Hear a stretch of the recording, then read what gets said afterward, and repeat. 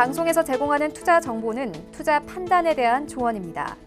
방송에서 제공하는 주식의 가치, 가격 상승 및 가격 하락에 대해서는 방송사에서 보장하지 않습니다. 이 시각 헤드라인 뉴스입니다. 문재인 대통령은 신종 코로나 바이러스로 인한 경제 침체 대응 방안과 관련해 40조 원 규모로 위기 극복과 고용을 위한 기간산업 안정기금을 긴급 조성한다고 밝혔습니다. 또 긴급 고용안정대책에 10조 원을 별도 투입해 고용 충격에 적극적으로 대응하겠다고 말했습니다. 국제신용평가사 스탠더드앤푸어스가 한국 국가신용 등급을 종전 수준으로 유지했습니다. 신종 코로나 바이러스 사태로 올해 경제 성장률을 마이너스 1.5%로 낮췄지만 내년 5% 성장률로 반등할 것이란 전망입니다. 산유국들의 감산 합의에도 국제 유가가 갈수록 하락하는 가운데 오펙 플러스가 원유 공급 과잉을 해소하기 위해 추가 조치에 나설 수 있다는 발언이 잇따르고 있습니다. 앞서 사우디아라비아 내각도 추가 조치를 취할 것이란 의지를 표명했다고 블룸버그는 전했습니다. CJ는 미국 식품의약국이 신종 코로나 바이러스 감염증 검진을 위한 진단시약의 긴급 사용을 승인했다고 밝혔습니다. 이 진단시약은 세계의 목표 유전자 모두를 검출해 정확도가 높고 한 개의 튜브만으로 검사가 가능해 대량 검사에 효율적이란 설명입니다. 시청자 여러분 안녕하십니까. 오늘 일정 내일장 출발하도록 하겠습니다. 서정덕입니다. 일단 국제유가가 계속해서 출렁거리고 있는 상황입니다. 한 번도 경험하지 못했던 국제유가의 급락을 이틀 연속 우리가 맞고 있고요. 6월물 WTI도 지금 반토막이 나 있는 상황입니다.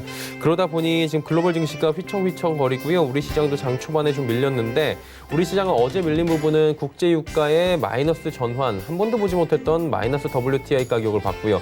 여기에 지정학적 리스크가 좀 부각이 된 부분이 있었는데 지정학적 리스크는 어느 정도로 좀 해지가 되는 부분이 완화된 부분이 우리 시장의 버팀목이 돼주고 있긴 합니다. 그리고 대통령 주재 비상경제회의에서 40조 원 규모의 지금 예산이 확보가 된다. 이런 지원책들이 논의되는 부분 역시 시장에는 긍정적 요소고요.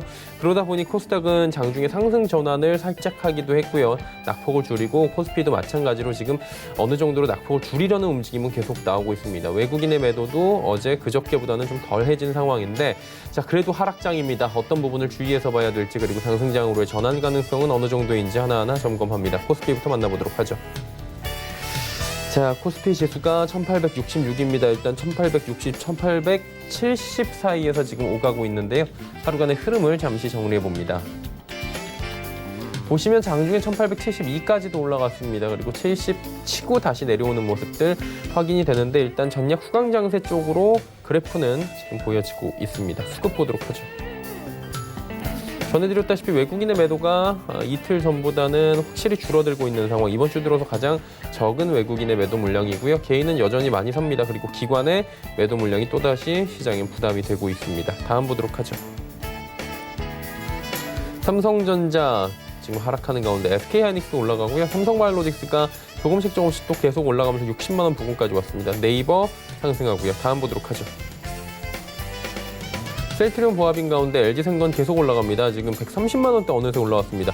110만 원 깨졌던 게 엊그제 같은데 LG생건은 지금 꾸준하게 지금 올라오고 있는 게 중국 관련 소비주들은 지금 코로나19가 중국에서 가장 먼저 지금 발원지이고요. 시작이 됐기 때문에 그리고 어느 정도로 지금 정리가 돼 가고 있다라는 얘기들이 나오고 있고 경제 조업 부분도 조금씩 지금 중국 쪽은 재개가 되고 있다라는 소식에 보복성 소비라는 단어 요즘에 많이 들어보셨을 겁니다. 그동안 소비를 하지 못했던 중국층의 사람들이 어느 정도로 좀 눌렸던 소비가 보복성으로 나타날 수 있어서 단기간에 매출이 늘어날 수 있다라는 레포트들이 나오고 있는 겁니다.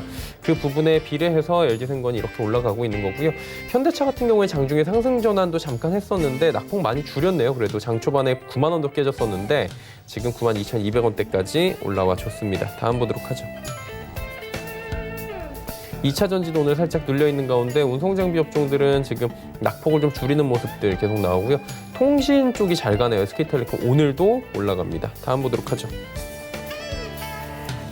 코스닥 지수 0.37% 하락합니다. 일단은 하락폭이 많이 줄어든 상황인데 하루간의 흐름 보겠습니다. 자, 보시면 장중에 상승 전환 빨간불을 보여주기도 했습니다. 629포인트대까지 올라가기도 했는데 살짝 고점 찍고 내려오는 모습들도 포착이 됩니다. 다음 보도록 하죠. 개인이 1,318억 원을 삽니다. 그리고 기관 외국인 양매도 또 나오고 있고요. 다음 볼까요?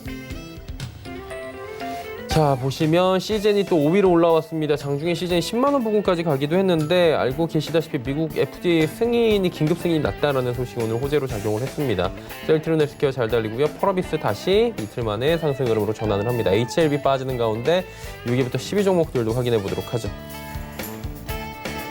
KMW, 휴젤, SK머티리얼즈 조정받습니다. 그리고 CJNM, 스튜디오 드래곤 올라가는데 스튜디오 드래곤 역시 오늘 하락 추세에서 상승으로 전환을 하는 모습입니다.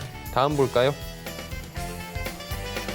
제넥신, 헬릭스미스, 에코프로, BM, 원희가 EPS, 2차 전지 관련 종목들도 오늘 일제히 조정이 여전히 나오고 있는데 일단 유가가 빠지게 되면 전기차의 매력이 떨어진다 뭐 이런 얘기들이 나오고 있는데 이런 부분과는 또 별개로 유럽 쪽에서의 이제 조업이 다음 주 정도부터 이제 조금씩 자동차 관련해서 공장들의 조업이 재개될 것이다라는 소식은 어느 정도 긍정적인 부분이다. 이런 레포트도 또 올라와 있습니다.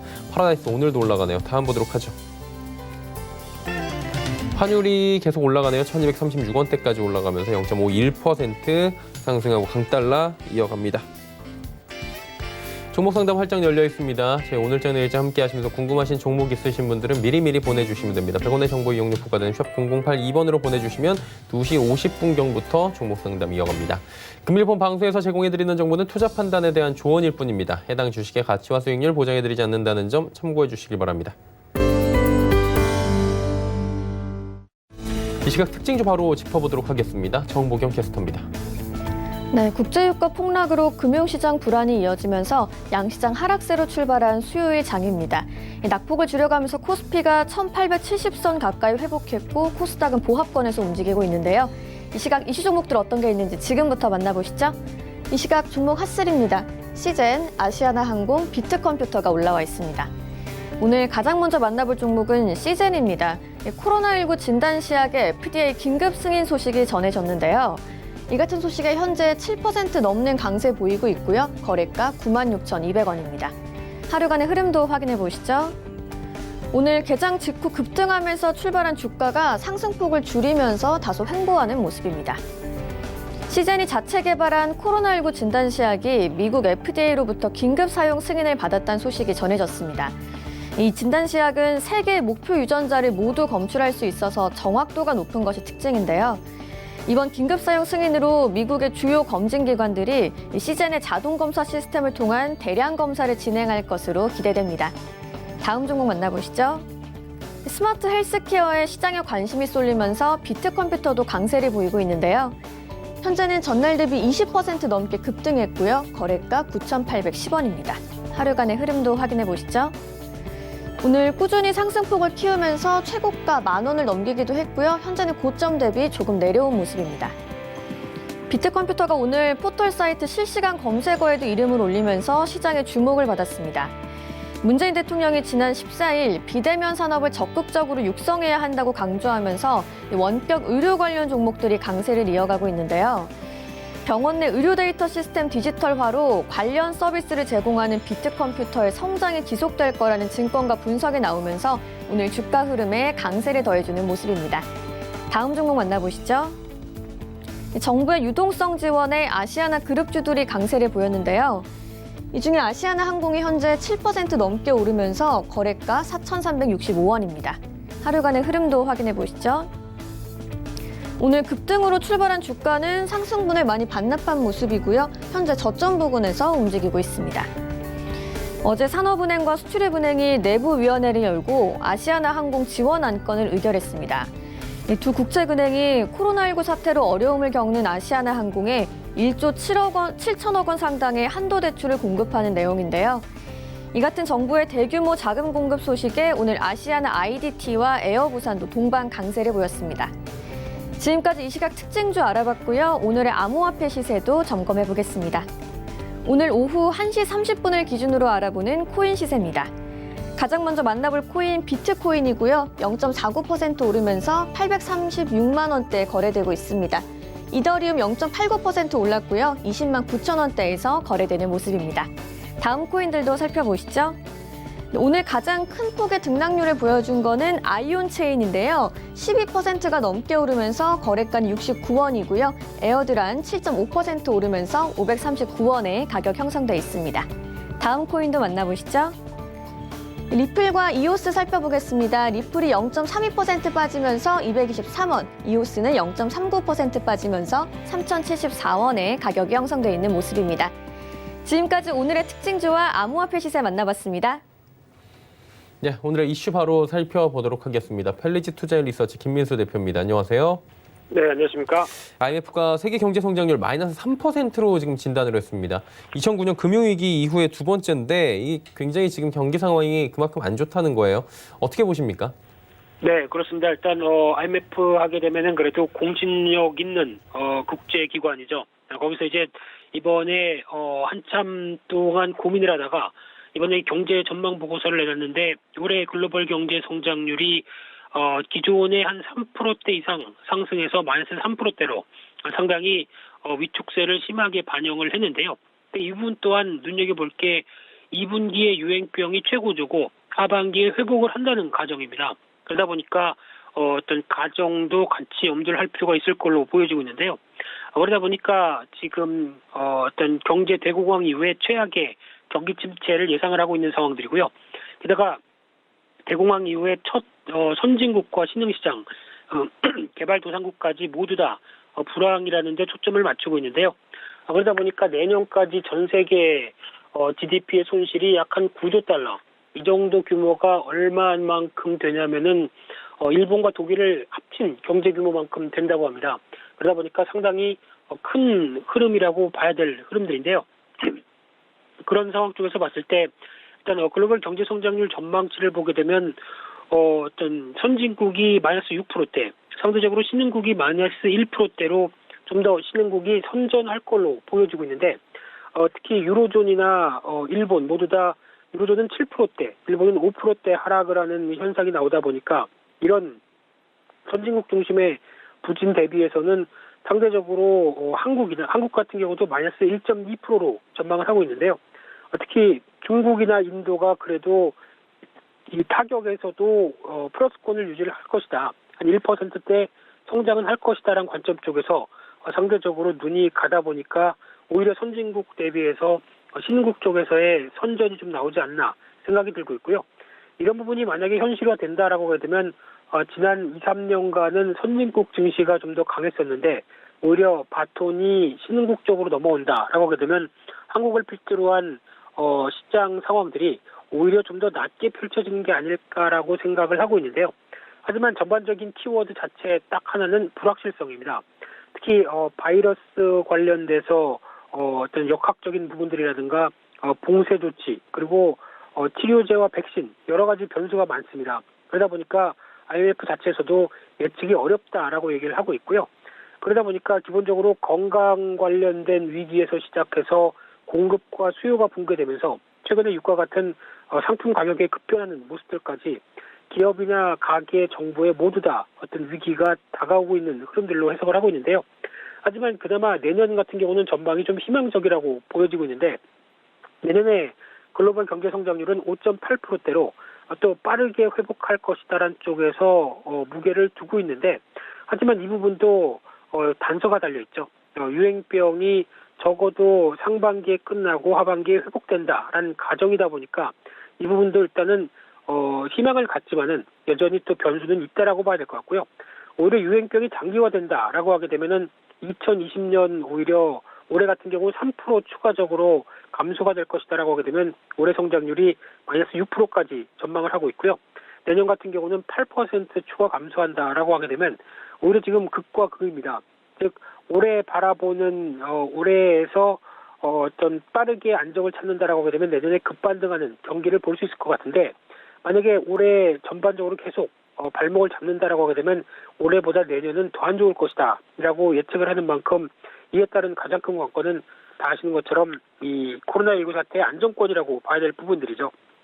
그래서 이를 위해서 글로벌 정책적인 이반자의 어떤 여러 가지 중요성이 강조될 수밖에 없다라고 얘기되고 있는데 특히 개별 국가의 재정이라든가 통화 정책 계속 지금 나오는 부분들 어떤 그래도 힘을 실어주고 있는 상황들이고요.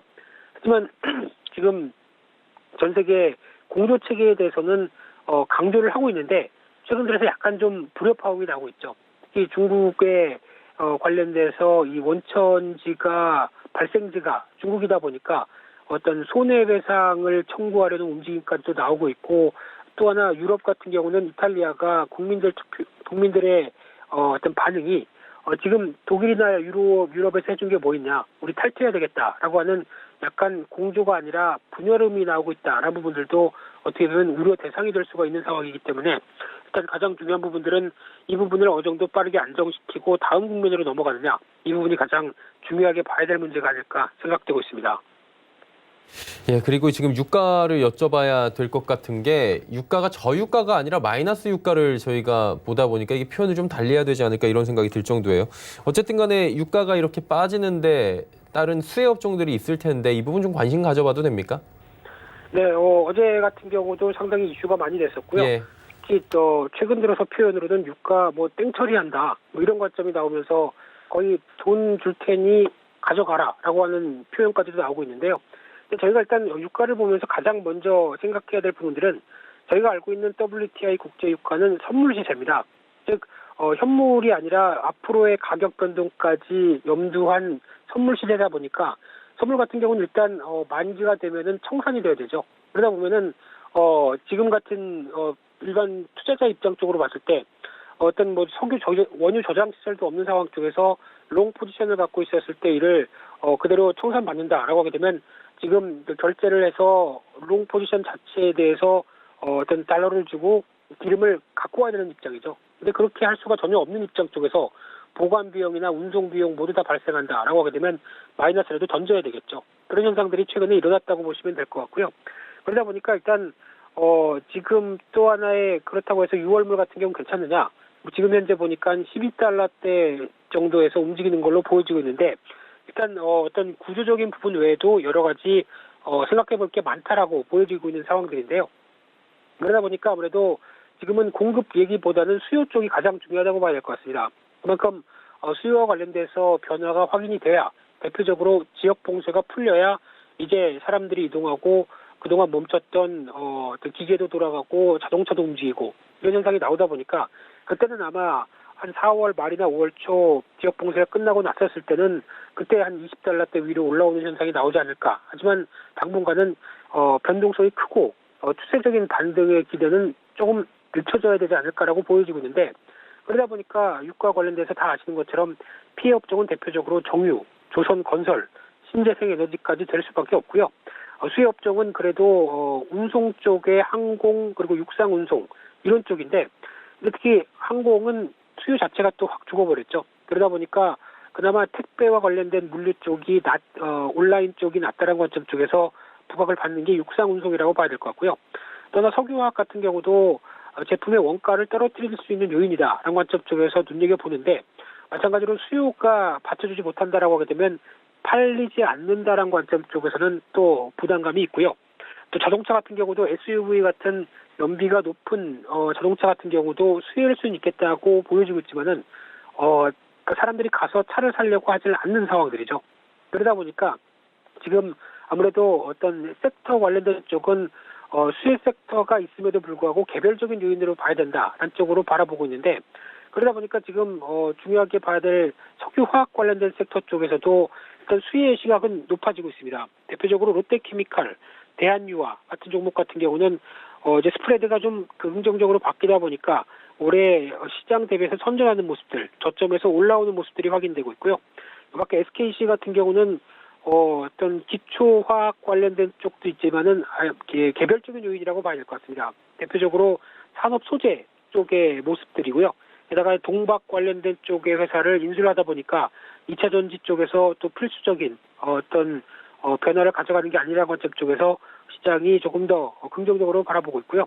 그밖에 합성세제 원료다 보니까 이번에 손세정제 관련된 쪽에 이수화학 같은 경우도 부각을 받는데, 하지만 작년에 실적이 적자이다 보니까 실적 뚜껑은 열어봐야 될 것이다라고 바라보고 있고요.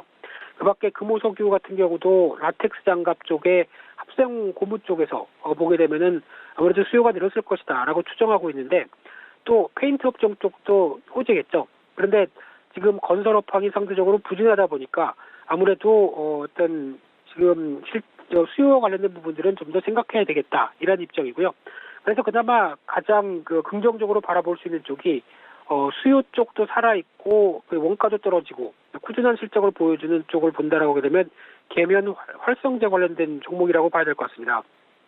특히 이쪽은 비누라든가 이런 어떤 개인위생 관련된 용품 쪽에서 거품을 만드는 구조죠. 그러다 보니까 그런 쪽에서 수요도 늘어나는 측면들과 함께 실적이 좋아질 것이다라고 바라보고 있는데, 대표적으로 동남합성 같은 경우 이번에 1분기 실적을 발표했는데 영업이익이 작년 동기 77% 늘었다고 발표를 하면서 시장의 주목을 받고 있는데요. 워낙 관련된 종목들이 그렇게 거래가 많은 종목들이 아니라서 매매하는데 부담은 조금 있겠지만은, 그래도 실적과 관련된 쪽에 어떤 가치 투자의 성격적으로 접근해 본다라고 하게 되면 관심이 필요하다고 봐야 될 것 같고요. 대표적으로 미원 상사 같은 경우 눈에 띄는데 수익성이 2017년도 이후부터 계속 좋아지고 있고요. 자사주도 계속 매입한 다음에 바로 소각한다라고 하게 되면 주주 가치 쪽에서는 긍정적이다라는 관점 쪽에서 최근 늘어나고 있는 전자재료 매출에 대한 증가세, 이 부분도 같이 확인하게 되면 가장 탑픽으로 봐야 될 종목이 아닐까, 그렇게 보여지고 있습니다. 네, 계면 활성제 관련 이야기까지 들어봤고요. 오늘 말씀은 여기까지 듣겠습니다. 고맙습니다. 네, 감사합니다. 헬리제 투자 리서치 김민수 대표와 함께했고요. 이슈 칼럼 이어집니다.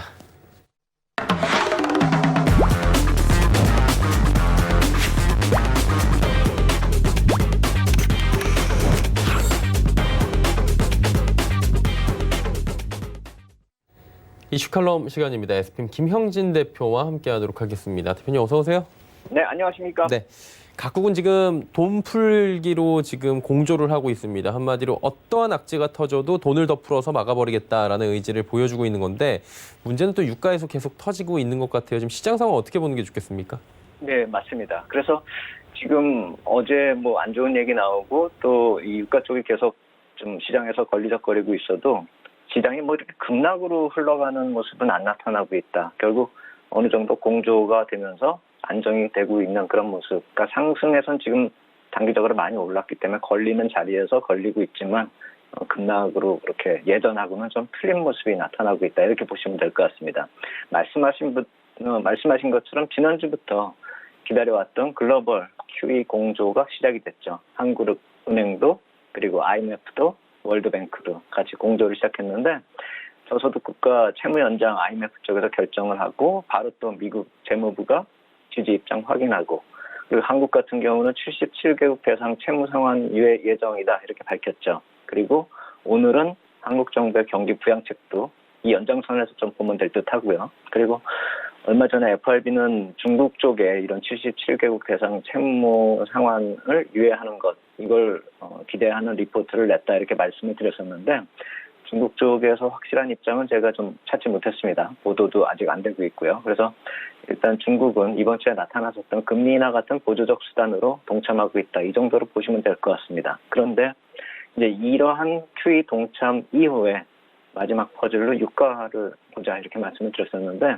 이 유가가 회복을 전혀 못하고 있습니다. 아직도 해결하기 힘든 숙제다 이렇게 봐야 될 텐데, 공급 조절로 해결하기 힘든 수요의 감소가 지적되고 있다 이렇게 봐야 되겠죠. 그래서 경기 흐름이 QE로 인해서 이렇게 확 좋아지는 게 아니라 완급 조절이 될 거다 이런 생각이 들기 때문에 빠르게 수요 회복이 나타나는 것을 기대하기는 좀 이르다. 그래서 추가적으로 정책적 협의가 나타날 수 있는 6월의 오펙 회의까지는 좀 바닥을 다지는 모습으로 그러한 흐름이 좀 이어지지 않을까, 좀 그렇게 생각이 된다 이렇게 말씀을 드리겠습니다. 유가를 조금 더 여쭤볼게요. 사실 혼란스러움을 넘어서서 패닉도 아니었던 것 같아요. 그냥 약간 넋놓고 보는 듯한 시장 상황이었던 게, 마이너스에 대해서는 경험이 없기 때문에 혼란을 넘어섰잖아요. 이게 어떻게 봐야 됩니까, 이 부분은? 그렇죠. 그래서 이 원유 관련 상품에 대한 투자 리스크 좀 주의를 해야 될 것 같다. 그러니까 해외 선물도 그렇고 우리 해외 선물 연계된 우리 쪽에 또 상품들이 있지 않습니까? 이쪽 얘기를 좀 안 할 수가 없을 것 같습니다. 특히나 상품 선물 같은 경우는 그 특유의 변동성이 큰 모습은 우리가 익히 알고 있지만 지금은 평소보다도 너무 커진 상태죠. 그렇기 때문에 기본적으로 최소한 상품 선물의 기초자산이 무엇인가, 그리고 만기일에 대해서는 기본적인 검토하고서 투자를 하셔야 된다. 그러니까 기본부터 검토를 하시라 이렇게 말씀을 드리고 싶습니다. 이번에 나타난 모습들이 만기일 부근에서 또 상품별로 틀리게 나타났기 때문에 이 말씀을 드리는 것이고요.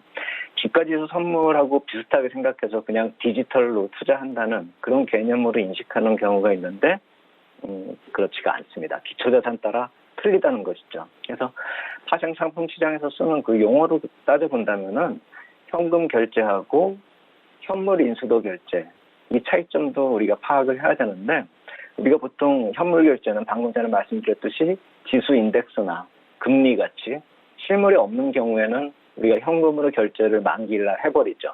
그 만기 지수로요. 근데 반면에 이제 현물 인수도 결제가 있는데 이 경우는 실물이 존재하는 것이죠. 예를 들어서 이번에 원유 같은 에너지나 금속이나 농축산물, 또 외환, 채권 이런 경우가 해당이 되겠죠. 여기서 헷갈리시면 안 될 것이 금리하고 채권은 틀리다는 것이죠. 금리 선물은 우리가 아까 말씀드렸듯이 현금 결제고 채권은 미국 채권도 있고 우리 채권도 있고 여러 가지가 있지 않습니까? 실물이 존재하지 않습니까? 그렇기 때문에 채권은 현물 인수도 결제가 나타난다. 이렇게 보시면 되겠습니다. 그래서 이러한 현물 인수도 결제 상품 때는 만기 이전에 롤오버를 해야 되는 것이죠. 그래서 만기일까지 가져가게 되면 그것을 인수해야 되기 때문에 만약에 우리가 외환으로 예를 들면 뭐 달러나 엔을 또 그리고 채권 같은 경우 뭐 2년 말 만기 미국채 같은 것을 우리가 인수하면 되긴 되는데 에너지나 금속이나 농축산물 이건 얘기가 다르죠. 그렇기 때문에 이론상으로 따지면은 만기 이전에 롤오버를 해야 되는 것이고 차월물로 넘어가야 되는 것이고 그렇게 따지면 만기일에 당월물은 매도 압박을 받을 수밖에 없는 것이죠. 그러니까 저는 이번에 나타난 현상을 그냥 계속 물려서 가지고 있다가 롱 포지션들이요. 끝까지 몰린 거죠. 만기일까지. 그러니까 현물을 인수할 수 없기 때문에 그냥 다 던져버리니까 그런 일이 벌어졌다 이렇게 봐야 될 것이고 다 그렇지는 않겠지만 그런 이유도 존재할 것이다 이렇게 생각이 되고 이제 여기서 국내 관련된 ETF하고 ETN 얘기가 이제 중요해지는 것이죠. 근데 ETF 같은 경우는 지금 상대적으로 좀 고평가가 적기 때문에 보통 Net Asset Value 해서 NAV를 추적한다 이렇게 보시잖아요. 그렇기 때문에 그것과 비교했을 때 고평가가 좀 적은데 ETN 같은 경우는 지금 여긴 또 용어가 틀리죠. Intraday Indicated Value 그래서 IIV 이렇게 표현하지 않습니까? 그래서 여기하고 비교했을 때는 이 고평가가 아직도 심하기 때문에 지금 해소 중이다 이렇게 놓고 보면은 이쪽으로 접근하시는 것은 먼 훗날 이것이 유가가 급등을 할 것이다. 이걸 가정하고서 투자를 한다 하더라도 너무 비싸게 주고 산다라는 것이죠. 그래서 뭐 1년 뒤에, 2년 뒤에 우리가 이익을 볼 것이다라고 예상을 하신다면은 계속 투자를 가지고 버틸 수도 있겠지만 본질적으로 이런 ETF하고 ETN은 그 당일뿐만이 아니라 실시간으로 그 적정 밸류에 맞춰서 투자를 하는 것이 맞거든요. 그거보다 넘어가는 가격에 사는 것은 사실 좀 불합리한 투자가 된다는 것이죠. 그래서 원칙적으로 보면 지금 고평가되어 있는 ETN이나 ETF는 투자하지 않는 것이 맞는 것이다. 이렇게 말씀을 드리겠고 특히나 ETN 같은 경우 지금 문제가 되고 있는 그런 상품들은 레버리지 상품이기 때문에 더 투자자들한테 관심이 폭발이 되고 있는 것이죠. 더블로 수익을 낼 수 있다라는 그것이죠. 그런데 그것도 만약에 시세가 안 좋을 경우는 더블로 하락을 한다라는 점도 생각을 해보셔야 되고 그렇게 2배 이상으로 상승을 하는 그런 모습도 나타날 수 있겠지만 향후에 지금 유가가 뭐 $20, $30 이렇게 가면은 큰 수익이 날 수가 있겠지만 그것은 지금 유가의 적정 밸류에다가 투자했을 경우라는 것이죠. 지금 $20, $30 가도 큰 수익이 안 날 수 있는 가격에서 투자를 하신다면 굳이 2배짜리 그런 상품에 투자를 하실 필요가 없겠죠. 차라리 우리나라 안에서 따져보면은 ETN보다는 ETF가 나은 거고 우리나라 ETF보다는 해외 상품 선물이 더 안전하다, 더 적정 밸류다 이렇게 말씀을 드리겠고 저 같은 경우는 예전에도 말씀을 드렸지만 에너지 화학 ETF 쪽으로 투자를 하는 것이 맞지 않을까 이렇게 생각이 됩니다. 왜냐하면은 이 투자 구성하는 그런 종목들을 놓고 봤을 때 우리나라의 기업들, 그러니까 정유나 화학이나 2차 전지 같이 복합적인 재료들이 반영이 되고 있고 유가가 만약에 회복이 된다라고 한다면 정유주가 올라가는 그런 모습이 나타날 것이고 화학 업종이 만약에 살아난다고 한다면 그 정유를 제외한 나머지 구성 종목들이 상승할 것이기 때문에 에너지 화학 ETF가 투자하시기에는 더 안정적이고 좀 안심하고 투자를 할 수가 있다는 것이죠. 그래서 만약에 그래도 원유가 좀 급등을 할 것 같다라고 해서 투자를 해야 된다라고 한다면 원유 상품 고평가가 어느 정도 해소된 이후에 에너지 화학 ETF하고 원유 쪽 ETF를 좀 비중을 조절해가면서 포트폴리오를 구성해서 대응하는 것이 그나마 안전하지 않을까 이렇게 생각이 됩니다. 그리고 지금 상황이 참 갈피 잡기 어려운 게 주가는 어느 정도 회복이 되고 있고요. 신용 리스크도 조금씩 줄어들고 잦아들고 있는 상황인 것 같아요. 그러다 보니까 주가가 그리고 어느 정도 되돌림이 왔잖아요. 주가 회복이 가능하다 이전으로 이런 얘기들까지 나오고 있는데 좀 어떻게 보시는지 궁금하네요. 예, 맞습니다. 이제 신용 리스크 때문에 막 내리던 그런 3월의 모습은 이제 어느 정도 원상 회복이 됐다 이렇게 보셔야 되겠죠. 이 1900을 넘어가기도 했었으니까요. 그래서 이 스프레드 지표가 정상화되고 있는 것이 지난주부터 어느 정도 나타났었죠. 그 말씀을 제가 리보 금리를 예를 들어가지고 말씀을 드렸는데 그렇다면 테드 스프레드가 좀 정상화됐고 그다음에 이머징 마켓 채권이 또 어느 정도 상승을 했기 때문에 EMBI 스프레드도 어느 정도 긴장이 완화가 됐죠. 그래서 그 정도를 따져보니까 한 3월 6일 정도 수준으로 회귀했다 이렇게 볼 수가 있는 것이거든요. 그래서 최근에 찍은 고점도 사실 그 수준까지 올라왔다 이렇게 봐야 되는 것이죠. 그래서 그렇다라고 본다면 좀 이 지표들이 여러 개 있어가지고 예전에 보여드린 지표들로 다시 이렇게 구성하기가 너무 복잡하기 때문에 그런 것들을 좀 하나로 이렇게 뭉뚱그려가지고 만든 그런 세인트루이스 연방은행의 파이낸셜 스트레스 인덱스 이쪽을 하나 좀 가져오면은 보시면서 이해가 좀 편할 것 같아서 이쪽 자료를 좀 제가 오늘 인용을 해서 가져왔습니다. 그래서 그 표를 보시면은 과거에 여러 가지 이슈들이 있었던, 그러니까 그 표를 보시면 가운데 이제 쭉 올라가 있는 스트레스 인덱스가 쫙 올라가 있는 것이 금융 위기 때고 그 이전에 회색으로 쭉 올라간 게 그게 IT 버블 때거든요. 그리고 그 이후로 보면 부채 위기도 있고 테이퍼 텐트럼도 있고 뭐 그 이후에 QT를 해서 나타났었던 그런 모습들 그리고 그 다음에 맨 오른쪽에 쫙 파란색으로 올라온 것이 이번에 이 코로나 바이러스 때문에 올라온 그런 스트레스 지수가 급등한 그런 모습이 나타나는 것이죠. 이게 0을 기준으로 해가지고 높으면 안 좋은 것이거든요. 그리고 아까 말씀드린 여러 가지 그 수익률 스프레드 중에서 한 5개 그리고 금리를 치면 한 7개 정도를 복합적으로 만들어서 FRB 쪽에서 제공을 하는 그런 지수인데 이걸 보면 어느 정도 지금 긴장 상태가 올라온 상태고 또 완화가 되고 있다 이렇게 볼 수가 있는 것이죠. 그래서 이 그림에서 보시면은 지금 쭉 올라온 것만 보이기 때문에 제가 이것을 확대해서 표를 하나 다시 만들어 봤습니다. 그래서 만들어 보니까 이게 한 조금 쭉 올라왔다가 그러니까 이게 아까 본 그림에서 맨 오른쪽에 있는 그 상태였는데 확대감을 이렇게 올라갔다가 쭉 내려오고 있는 것이고 그것이 아까 말씀드린 3월 6일 수준 정도까지로 회귀했다라는 것이죠. 그러니까 10월의 폭락은 사실 경기 우려감보다는 이러한 크레딧 리스크가 시장에서 반영이 되면서 마구잡이로 내렸다 이렇게 볼 수가 있는 것이고 이것이 완화됐기 때문에 또 빠르게 올라왔다 이렇게 볼 수가 있는 것이죠. 그렇다면은 우리가 크레딧 리스크만 가지고 시장이 움직이는 것은 아니기 때문에 그럼 경기는 어디 가고 기업 실적은 어디 갔냐는 것이죠. 그것을 살펴본다면은 이런 회복이 된 다음에는 이제부터는 경기 우려감이 오히려 반영되는 추후에 반영이 되는 그런 우려감 시장에서 그게 반영이 되는 것일 수도 있고 그것 때문에 지금 조정이 나타날 수도 있고 향후에도 그게 조정이 나타날 수 있기 때문에 경기 흐름 쪽으로 우리가 놓치면 안 된다는 것이죠. 그래서 그것이 이제부터 반영이 될 가능성도 간과하면 안 되겠다 이렇게 말씀을 드리겠습니다. 향후의 경기 흐름들을 예상하면서 우리는 언제나 뭐 투자를 해야 되는 건 맞는 것 같은데 이게 참 지금 상황이 좋게 보자니 좋게 보이는 것들이 있긴 한데 이게 걸림돌들이 굉장히 많이 남아 있습니다. 쉽진 않아 보이는데 어떻게 방향을 좀 잡아가는 게 좋을까요? 그렇죠. 우리가 이제 경기 흐름을 예측한다는 게 사실 불가능한 것이죠. 그래서 누군가가 좀 이렇게 좀 잘하는 사람이, 잘하는 기관이 그런 거를 좀 이렇게 예측을 해준다면 고맙겠죠. 그래서 그거를 FRB 쪽에서 그거를 예측하는 지수, 그러니까 PCEIT 지수라는 것이 있습니다. 그러니까 이게 어떤 특정 기관의 가계나 뭐 민간 비영리 기관들이 쓴 모든 비용의 합을 구성을 해가지고 물가 흐름하고 비슷하게 그러니까 CPI나 PPI처럼 우리가 인식할 수 있는 그런 지표를 만든 것이죠.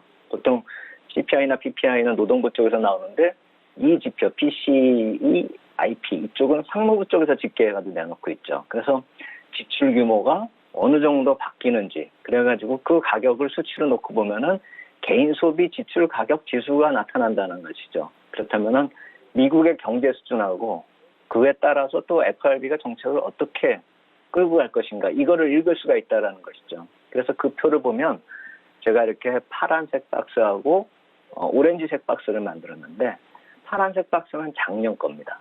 그러니까 작년의 수치가 우리가 좀 이런 물가지수가 저 2% 기준 가운데 회색선 2% 기준으로 해가지고 그거보다 좀 안 좋으면은 물가가 좀 약하기 때문에 금리 인하를 한다 이렇게 계속 시장에서 읽혀왔었던 것이죠. FRB 쪽은 CPI나 PPI보다 이 지수를 더 기준으로 보기 때문에 이쪽을 보면서 시장을 판단하는 것이 어느 정도 맞을 수도 있을 것입니다. 그리고 파란색 박스권 동안에 작년에 그 기간 동안의 주가를 보면은 이걸 오버랩해 보면 저런 식으로 조정을 보여왔고 그것을 벗어나면서 파란색 박스권을 벗어나면서 주가가 올해 초까지 상승을 한 것이죠. 그리고 오렌지 박스권은 지금 현재 시점인 것입니다. 올해부터 저게 빠졌다가 다시 반등을 하는 그 모습 속에서 주가 지수도 그렇게 똑같이 나타나고 있다는 것이죠. 그렇다라고 본다면 저 오렌지 박스권의 뒤쪽을 보신다면 쭉 내려가고 있는 것을 우리가 찾을 수 있죠. 그렇다면 저 기간 동안에는 만약 FRB가 추출한 이 지표가 정확하다라고 한다면 이제 조정이 어느 정도 또 시작될 날이 멀지 않았다 이렇게 볼 수가 있는 것이죠. 다만 저 오렌지 박스권의 저 오른쪽 한계점이 한 6, 7월 정도이기 때문에 그렇다면은 지금 조정을 걱정한다기보다는 어느 정도 추가 상승이 남아있을 수 있다 이렇게 보시는 것이 맞겠고 왼쪽의 박스권보다 이 오렌지 박스권 그리고 조정 보이는 모습이 상대적으로 좀 위에 위치가 되어 있다라는 점을 감안한다면은 2019년에 나타났었던 조정보다도 오히려 좀 얕게 덜 조정을 받을 수 있고 그리고 내년 1월에 급상승하는 저 빨간색 선을 보신다라고 본다면은 또 저점을 형성하는 게 지금 미 대선 시기죠. 그렇다라고 본다면은 이번에 충격이 적을 수도 있고 그것을 매도의 기회로 이용할 것이 아니라 매수의 기회로 이용해야 한다는 것이죠. 추후에 급상승이 나타날 수 있기 때문에요. 그렇기 때문에 이 물가 흐름을 놓고 봐서 경기 흐름을 놓고 봤을 때는 조정이 나타날 수도 있겠지만 그것의 깊이는 크지 않고 향후에 연말부터 쉽게 꺾여가지고 내년에 좋은 장이 나타날 수 있다라는 점 우리가 중기 시각에서는 긍정적인 시각을 버릴 필요가 없겠다 이렇게 생각이 든다 말씀드리겠습니다. 예, 앞으로의 투자 전략들까지 하나하나 또 단계별로 짚어주셨고요. 오늘 말씀 여기까지 듣도록 하겠습니다. 고맙습니다. 감사합니다. 네, SPM 김형진 대표와 이야기 나눠봤고요. 오늘 함께 나눠본 이야기들 다시 한번 정리해봅니다.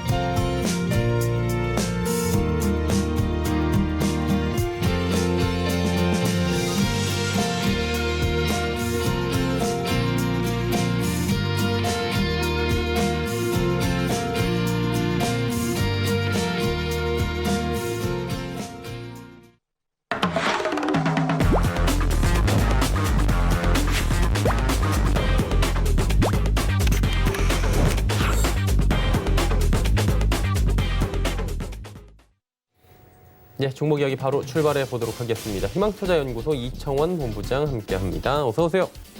예, 안녕하세요. 네, 지금 시장이 빠르게 올라오고 있거든요. 양시장 모두 다 지금 약보합권까지는 올라와 줬습니다. 시장 상황 괜찮은 것 같은데 많이 좋아진 것 같은데 종목 이야기 좀 나눠보도록 하죠. 네, 저는 오늘 여러분들에게 종목을 3개 드릴 건데 예. 다른 것보다 총선 이후 결과 그리고 움직였던 종목 있었죠. 총선 다음 날에는 5G와 경협주 그리고 그 다음 날에는 수소차. 그래서 각 섹터별로 가장 민감하게 움직인 종목 하나씩을 여러분들에게 소개를 해드리겠습니다. 첫 번째 종목은 SP혈셀입니다. S 퓨얼셀입니다. 연료전지 생산 판매를 하고 있고 다른 것보다 수소 경제 활성화 로드맵이라고 하는 해당 이슈에 따라서 지난주 금요일 해당 섹터 전반적인 주가 상승이 뚜렷하게 나타났습니다. 그러한 상황에서 동사 같은 경우에도 주가가 저점 3월 19일 보인 저점 9,400원에서 지금 18,000원 2배나 올랐어요.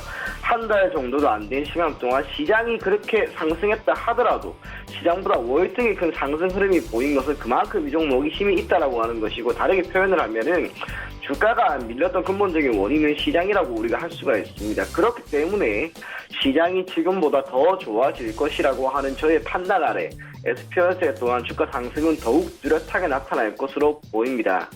실적 전망도 매우 좋습니다. 특히 올해죠.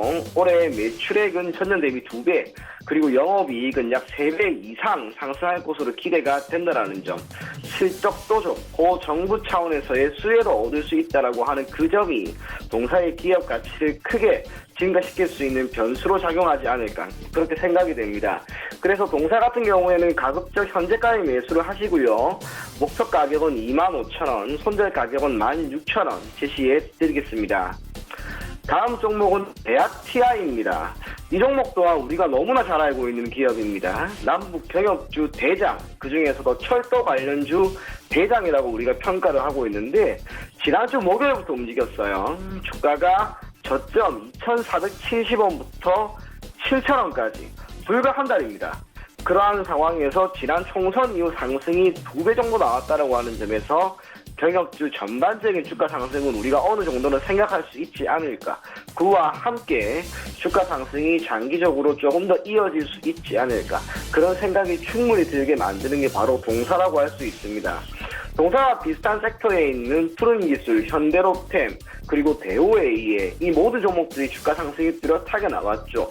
섹터가 지금 변하고 있고 또 다른 섹터에서의 움직임이 나오고 있습니다. 그렇기 때문에 대하TI를 현 시점에서 봐도 결코 늦지 않았다라고 생각을 하고 있고요. 다만 동사 같은 경우에는 최근 며칠간 변동성이 너무 커졌습니다. 그래서 이 종목을 만약 여러분들이 매수를 한다면 가급적이면 비중은 크게 잡지는 마시고 10% 정도의 비중만으로 보유를 하시되 목표 가격은 우선 7,000원 제시해 드릴 겁니다. 하지만 이 7,000원이라고 하는 가격을 돌파하게 되면 그때는 9,000원 정도까지 보고 대응할 수 있으니 여러분들 대하TI라고 하는 종목도 한번 관심을 가져보시고 손절 가격은 5,000원 제시해 드리겠습니다. 마지막 종목은 KMW입니다. YFG 대장주죠. 그리고 총선 그 다음날 가장 먼저 움직인 섹터가 바로 5G라고 할 수 있는데, 사실상 총선이 그런 거예요.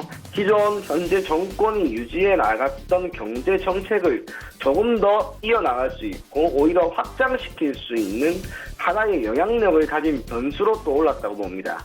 그렇기 때문에 현재 4차 산업의 기둥이라고 할 수 있는 이 5G에 대한 기업은 물론 정부 차원에서의 투자도 계속해서 이어지리라 봅니다.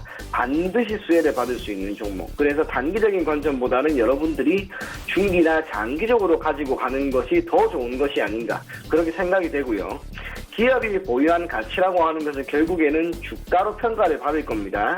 주가 상승이 너무나 뚜렷하게 나오고 있는 만큼 KMW는 오히려 지금과 같은 눌림이 발생하는 시점에서 가지고 가는 게, 또는 추가적인 매수를 하는 것도 나쁘지는 않을 거라 보여집니다.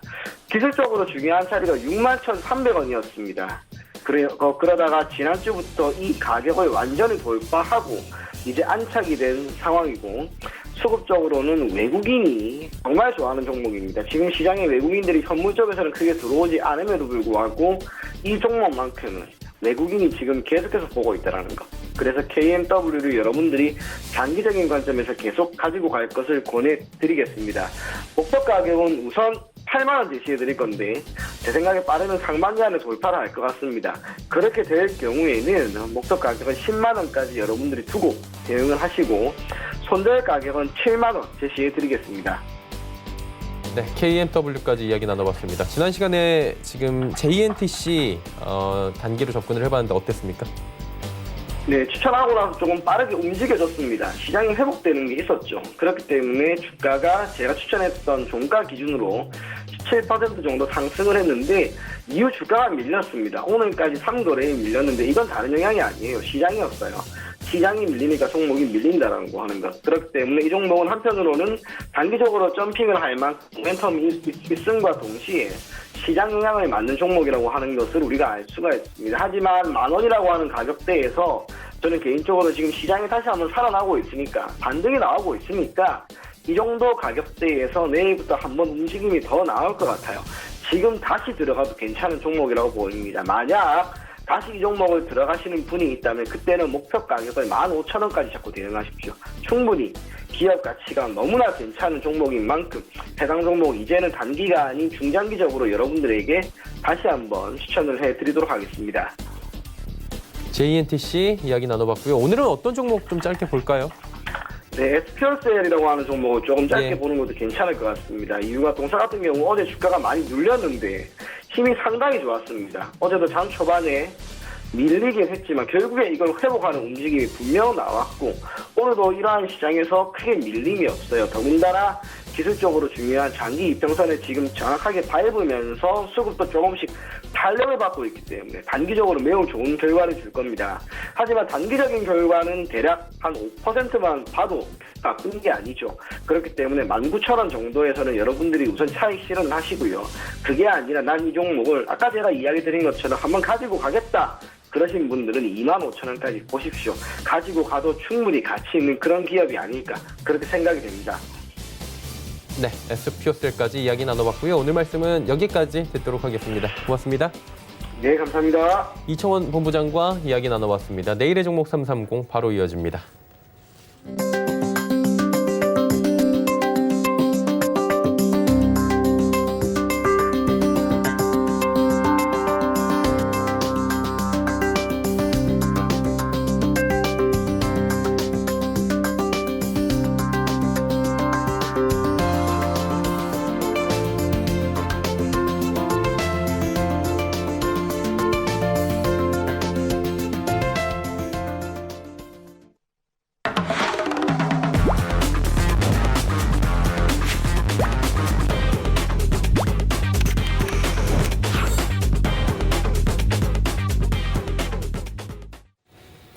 내일의 종목 330 시간입니다. 이지환 멘토 오늘도 함께합니다. 어서 오세요. 안녕하세요.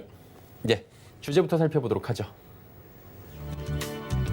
주제가 코로나 여파 속에 기계 섹터의 상승 배경 말씀해 주신다고 합니다. 어떤 내용인지 좀 들어볼까요? 네, 최근에 이제 주식시장이 반등을 좀 주고 있으면서 주도 섹터가 아닌 섹터들, 특히 뭐 화학이나 철강, 건설 이런 부분 섹터들에 대해서는 제가 한 번씩 섹터 배경에 대해서 설명을 드렸는데요. 오늘은 이제 기계 섹터에 대해서 이제 좀 설명을 좀 드리려고 합니다. 사실 이제 기계 섹터는 어떻게 보면 1차 반등에서 좀 약하다가 최근에 이제 2차 반등권에 들어오면서 굉장히 상승 탄력이 좀 괜찮게 나오고 있는데 그 배경에는 이제 여러 가지 얘기가 좀 나오고 있는데 한 번쯤은 지켜보고 대비를 좀 할 필요가 있습니다. 그러니까 첫 번째 좀 보시면 최근 일주일간 장이 안 좋을 때도 기계업 쪽은 한 5% 정도 급등하는 모습을 좀 보여줬습니다. 이제 그 배경을 좀 보면 첫 번째 이제 이 기계 종목과 관련된 부분은 건설 기계 쪽과 특히 이제 항공 관련된 운송 장비 관련된 기계 쪽을 좀 많이 보는데 지난주 그러니까 이번 주에 들어오면서 보잉사가 다시 공장을 가동을 시작하면서 이 항공주들이 다시 뭐 부품 공급이라든지 이런 부분이 재개될 것이라는 기대감 때문에 항공 관련된 기계 종목들이 상당히 큰 폭으로 좀 올랐습니다. 보잉사가 만약 이제 다음 주에 이제 예정대로 생산을 재개하게 되면 뭐 우리나라도 뭐 항공운항아스 같은 건실한 부품 공급 업체들은 다시 이제 매기가 좀 살아날 수 있는 좀 상황이 좀 생기고 있다라고 말씀 좀 드리겠고요.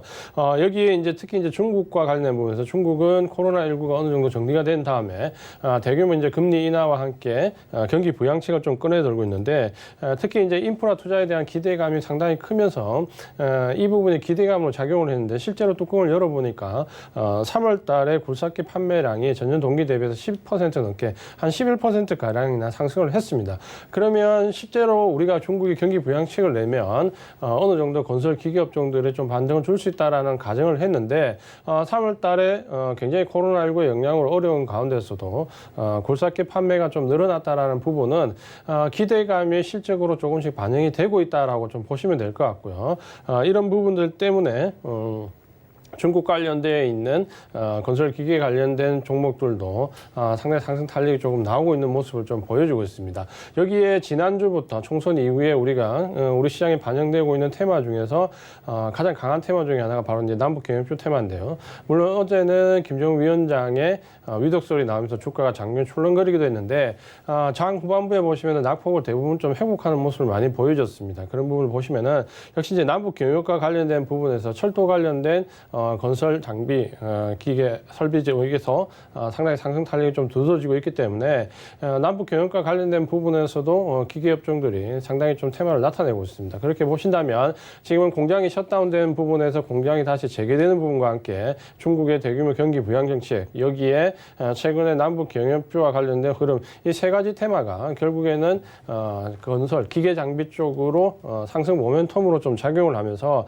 전체적으로 주가를 좀 부양하는 모습을 좀 보여주고 있는데, 물론 이런 부분들이 펀더멘탈 상으로 아직 확 와닿을 만큼 크게 변하지는 않지만 지금 서서히 이 부분에서 바닥권을 좀 다지고 있다라는 관점에서 우리가 좀 유심히 볼 필요가 있다라고 말씀을 드리겠습니다. 자, 그렇다면 말씀해 주신 부분 토대를 위해서 볼만한 섹터 있습니까? 네, 지금은 건설종 관련된 부분을 기계 관련된 섹터들을 좀 볼 때는 역시 이제 업종 대표주 위들과 실적이 굉장히 좋은 종목들 위주로 조금 압축해서 볼 필요가 있는데요. 한국항공우주나 두산인프라과 현대건설기계, 현대로템 같은 종목들이 말씀드린 대로 지금까지 말씀드린 모멘텀을 봤을 때 가장 앞서 있는 종목들이다라고 예상을 좀 하시면 되겠고요. 특히 한국항공우주 같은 경우는 실적 대비를 해서 주가 조정가는 부분이 상당히 좀 컸습니다. 그러니까 그 부분들이 주가에 제대로 반영이 된다면 이전의 상황에서 조금 달라질 수 있다는 부분과 함께 이 한국항공우주는 아스트라는 종목과 같이 좀 보시면은 전체적으로 보잉사 재개 이후에 실적 모멘텀이 하반기에 좀 살아날 수 있는 종목이다라고 이해를 좀 하시면 되겠고요. 두산인프라과는 보신 것처럼 굴삭기 판매량이 중국 내에서 10% 이상 3월 달에 급등하면서 여기에 대한 수혜를 좀 입을 것으로 예상이 좀 되고 있고요. 그 외에 이제 현대건설기계도 똑같은 맥락으로 좀 보시면 되겠고, 특히 이제 남북 경협과 관련된 부분에서 최근에 부각되고 있는 철도 관련된 종목들 보시면은 아직까지는 테마에 불과하지만 현대로템 같은 종목들도 상당히 우리가 좀 유심히 볼 필요가 있는 종목이다라고 말씀드리겠고요. 이런 업종 대표 종목들 위주로 좀 기계업종을 좀 보신다면은 지금 시장이 일단 이번 주 초반에 일시적인 조정권에 좀 들어와 있지만 아직까지는 조정으로 보이기 때문에 이 조정 이후에 2차 반등을 줬을 때는 실적 개선된 종목들과 함께 바닥권 있는 종목들을 좀 유심히 보신다면 한 번쯤 관심을 가져볼 만하다라고 말씀을 드리겠습니다. 예, 관련 섹터 이야기까지 자세히 나눠봤고요. 오늘 말씀은 여기까지 듣겠습니다. 고맙습니다. 고맙습니다. 이지환 멘토와 이야기 나눠봤습니다. 금일 본 방송에서 제공해드린 정보는 투자 판단에 대한 조언이었습니다. 해당 주식의 가치와 수익률 보장해드리지 않는다는 점 참고해 주시길 바랍니다. 저희가 준비한 소식은 여기까지입니다. 잠시 뒤에는 마감 임박 60분의 승부 바로 이어집니다. 함께해 주시길 바랍니다. 고맙습니다.